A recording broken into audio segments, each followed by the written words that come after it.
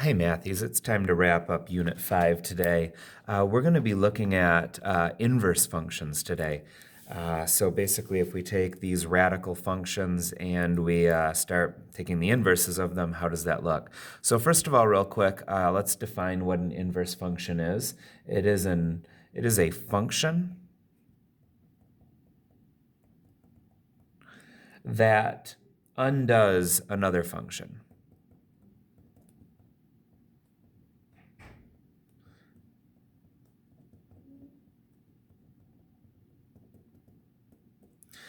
But what I would really look at it is it's when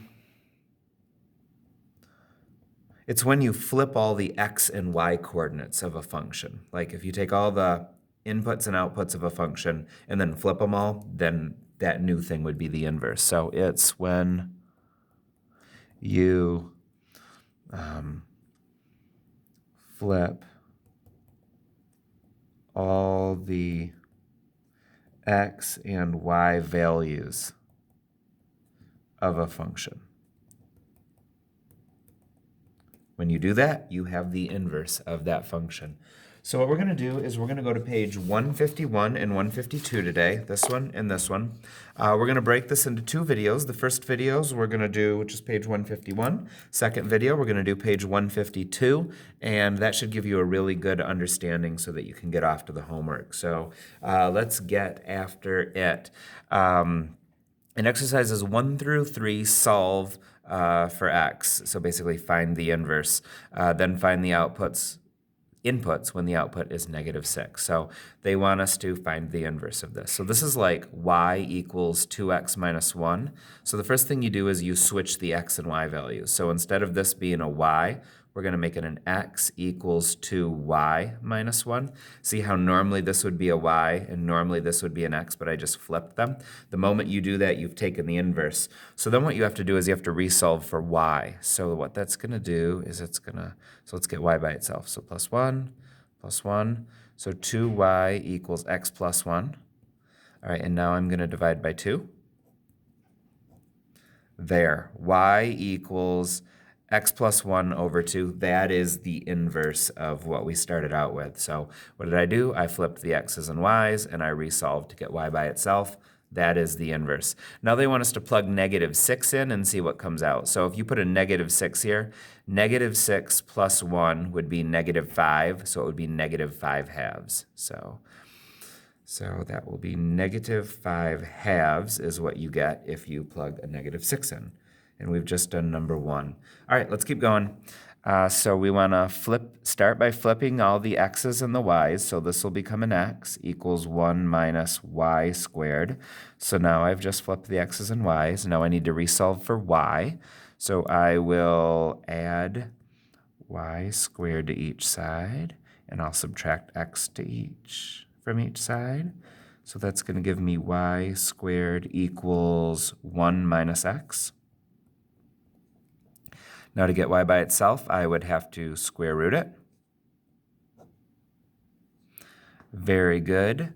So y equals the square root of 1 minus x. Now, when you square root something, for example, if I say, what's the square root of 9? The answer isn't 3, it's plus or minus 3. So when you take something and you square root it, you end up with the plus and the minus. So when we square rooted this, we have to point out that it's actually plus or minus the square root of 1 minus x.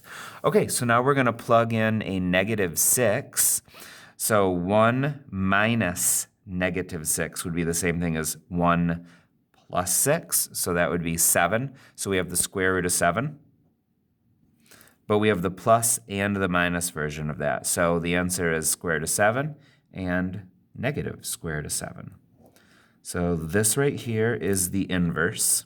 And this right here is what we would get if we plugged -6 into the inverse. We would get both of those. Okay, on to number 3.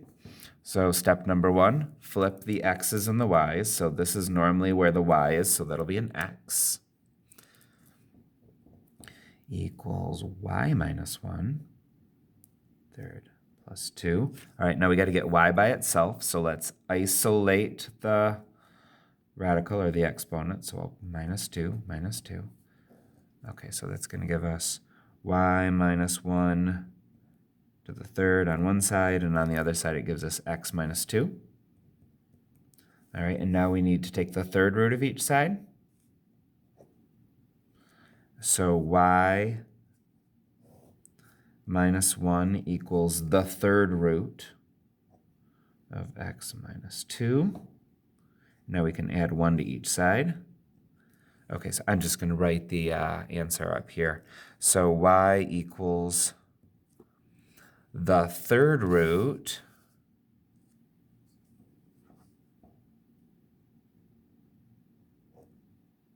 of x minus 2 plus 1. Okay, so that is the inverse right there.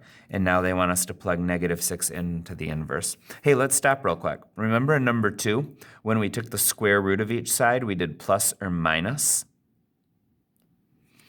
Remember, with odd roots, that doesn't happen. So if you're wondering, why didn't I do a plus or minus on this one? It's because that only applies to even roots, and this is an odd root. Okay, so now let's plug that negative 6 in. So negative 6 minus 2 would be negative 8. What's the third root of negative 8? Negative 2. What's negative 2 plus 1? Negative 1. So negative 1 is what we would get if we plug negative 6 into the inverse.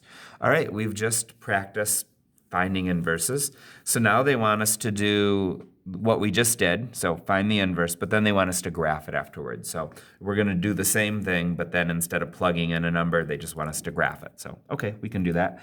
So let's do the inverse. So that's going to give us x equals 10y. So I just flipped the x and the y around. Now I want to resolve to get y by itself. So y equals 1/10 x. So find the inverse. I did it. That's the inverse. Now they want us to graph the function and the inverse. Okay. So we'll do that. So the function was 10x. I think I have to go by 2's here, don't I? 4, 6, 8, 10. 2, 4, 6, 8, 10. So let's first graph the function. So I'm going to graph this one first. So that's 10x. So up 10 over 1. It's going to look, oops, that's a bad graph. Make yours look better than I just did if you can.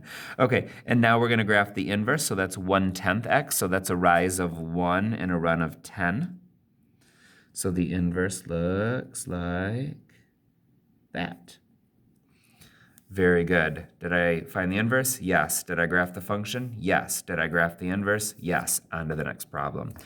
Okay, not a lot of room to work here. I'm actually just going to do the work over here, if that's okay. So I'm going to do x equals negative 1/5 x minus 7. Oops, oops, oops, that x has to turn into a y. Okay, so now I've got to get this y by itself, so I'll add 7. So that gives me negative 1/5 y equals x plus 7. All right, so if I want to get rid of this negative 1/5, I'll multiply by the reciprocal. So I'll multiply by negative 5. I'm sorry that this is kind of poor penmanship. I'm going to try to start writing better, okay?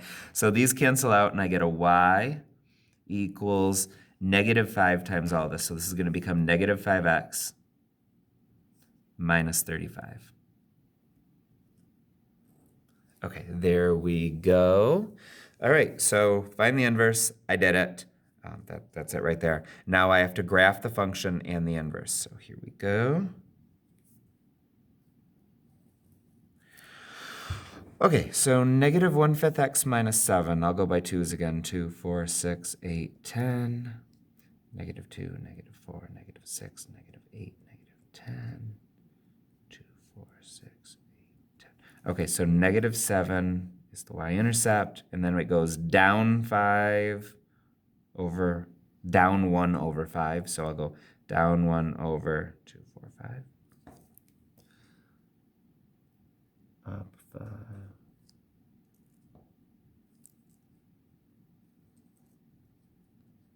So now I've graphed the function, and then they also want me to graph the inverse here.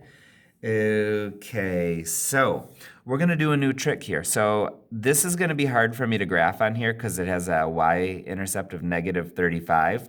But remember, inverses are just when you switch all the x's and the y values. So if I just take these 3 points and switch their x and y values, I'll essentially be graphing this. So I'm not even going to try to graph this. I am going to graph it, but I'm going to graph it by looking at these points. So this right here is the point -7, 0. So that means that this point, if I flip-flop these, that would be 0, -7. So, excuse me, this already was 0. This is 0, -7. So this is this. But if I want to find the inverse of this point, I would flip it, and it would become -7, 0. So this point would go to -2, 4, 6, 7, 0. Okay, so this point here is the point 5, -8. So if I want to find the inverse of this point, it would be -8, 5. So I would go to -8 up to 5. See how I did that? So this right here, if I graph this, it's going to look just like this because I took this and flipped the x's and y's, and that's what an inverse is. Okay, now we're on to number 6. It's the same as 4 and 5. We'll say that's good enough. Okay, in exercises 7 and 8, determine whether each pair of functions f and g are inverses. Okay, so we said that inverses are simply when you flip the x's and y's. So if we flip these, do we get this? Yep. Yep, yep, yep, yep, yep. Okay, so are these functions inverses? Yes. Explain your reasoning. Because all of the x and y values switched places.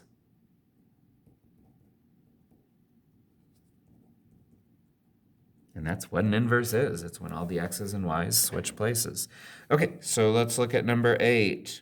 All right, these switched places, that's good. 2, -2 turns into 2, that's not true. So I'm not even going to look at the rest of this. These don't all switch places. So are they inverses? No. I'm going to say not all x and y values switched places.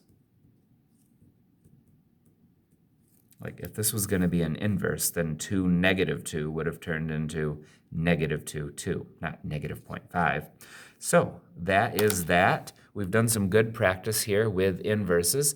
I'm going to stop this video, and in the next video, we're going to do problems 9 through 14, and then we'll be ready for homework. Thanks so much.